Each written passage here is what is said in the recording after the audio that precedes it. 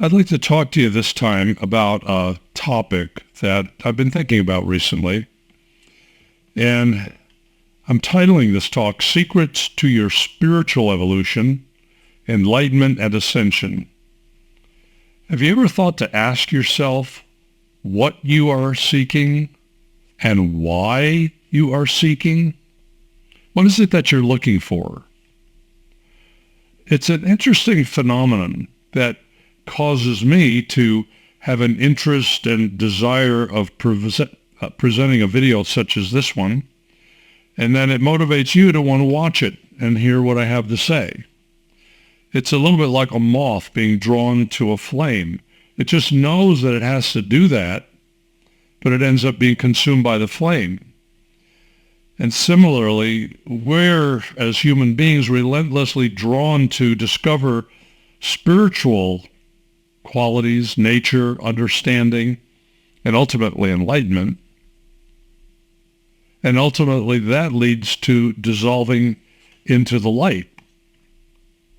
I see people continually traveling all over the world seeking answers. And the answers keep eluding them, so they keep going on more trips. Why is it that people feel like they need to go to India to discover spiritual truth, or to Tibet, or to Egypt, or to Machu Picchu, believing they're going to find something there that they can't find anywhere else?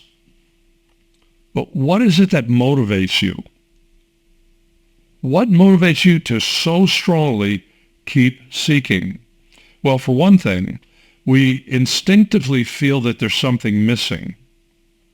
And while it might feel that way, and intellectually you might even think that that's not true, and yet you have a perception that something is lacking or incomplete. Or it's like a puzzle piece is missing, and therefore the picture's incomplete. So this causes us to keep seeking, to look where we haven't looked before, to try to find some answer that we find keeps eluding us. Now, most of this is happening at an unconscious level, or you might say subconscious motivations. In other words, you might analytically think that that's not true. I feel pretty good. I'm okay. But really, people just keep going from one thing to another. So it's kind of a curious thing that they'll not find what they're looking for in one place, or maybe they think they will for a while, and then after some time goes by, they find that, well, that didn't have the answer, and so then they join with another group or another path, thinking each one is going to have the answer. But still, it doesn't satisfy. And so they keep moving on from one thing to another. Now, one major track of enlightenment is called nonduality. Now, this is truly the ultimate state of consciousness because it's free of all conceptualizations. It's at the very far end of what I call horizontal spiritual evolution. You keep expanding your consciousness out as far as it can possibly go until you reach an awareness that is totally free from all stories, all ideas, all concepts, all pulls, all definitions, all wants, all needs, all desires. And therefore you arrive at a state of deep, infinite peace. But before you get there, there's usually some stages you go through. One of the major ones is realizing that you are one with everything, and that's usually called unity consciousness.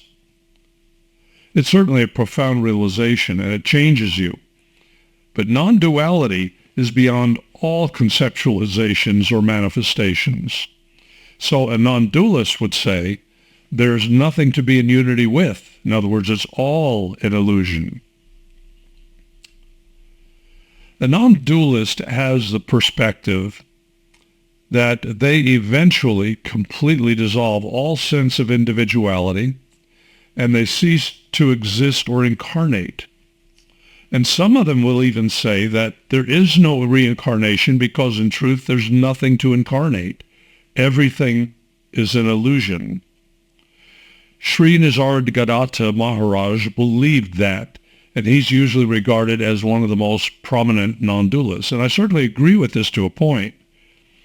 However, living with this as a person's continuous state of consciousness has a potentially downside to it, because it can lead to, in some cases at least, a sense of futility of existence.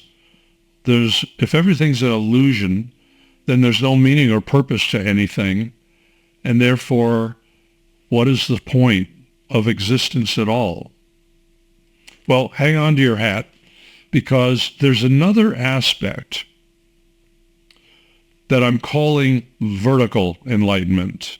And this is an ongoing evolutionary experience. What you're working to become free from and clear of is negative ego. And what is left after negative ego is cleared is a positive experience with the soul. And the soul is an ever-evolving aspect of individualized existence without separation or any negative traits. So you become aware of infinite possibilities that are available, and you are somewhere along a long continuum of an evolving consciousness embodied in a soul. On our evolutionary journey, it seems that the physical body has become encumbered with numerous fragments through attachments and perceptions and beliefs. And this causal body, which is traditionally described as where all of your karma is stored. But you also have an emotional body, a mental body, an astral body, an unconscious and subconscious, and many subpersonalities or identities, and many aberrations that have all been modified over numerous incarnations that we've all been through. So once again, you strive to find a way to integrate all of these fragments under the direction of a clearly enlightened soul, and then you find there are many possibilities to explore and evolve into. In other words, living through the soul opens you to a greater experience of your continuing evolution. And this means that horizontal enlightenment to complete non-duality is not necessarily the end. It can be a foundation from which you launch an infinite journey into vertical evolution and vertical enlightenment. And there's no reason why that could not continue for eternity. We can always be evolving and experiencing and sharing those experiences with other beings. Now, of course, I know some are going to make a choice and say, well, the ultimate state is non-dual consciousness, and that's what I want. I want to inhabit emptiness, stillness, where there are no thoughts, plans, or desires. And that's fine. And they return back to the source. But think about this. The source must want things to exist because things do exist. So there has to be some impelling motivation causing that to happen. Some would say that's love and be loved. That goes out in a pulse from the still point in the center of the still point of consciousness, the source. And these pulses are interpreted at every level in vibration a little bit differently. But it forms an infinite variety of experiences that can go on forever. So if the source is wanting things to exist, then why would someone want to have their ultimate goal as ceasing to exist into that non-dual state? And even if they did achieve that, everything that they ever were would go back into source, and it would be simply recycled again anyway into some other form of a pulse going out to further create creations. So what actually I think most people are trying to do on a spiritual path is become free from struggle and pain and limitation while living in a state of deep peace and infinite love. That is what I'm calling vertical evolution or vertical enlightenment. And that's also what living in the fifth dimension and the higher realms and higher dimensions is all about. And it's why the higher dimensions are really the most desirable dimensions to live in. Because once you attain a higher level of consciousness, then what you experience is quite positive. The suffering and pain go away. The limitations go away. Life becomes pretty wonderful. The wonderful thing about it is it's not difficult to attain. It's actually reasonably easy to attain.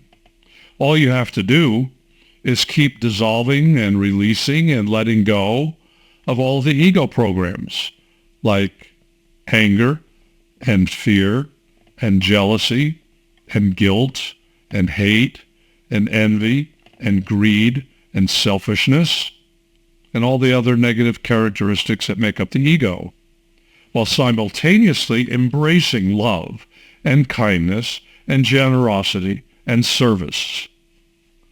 Now that doesn't sound so terribly difficult, does it?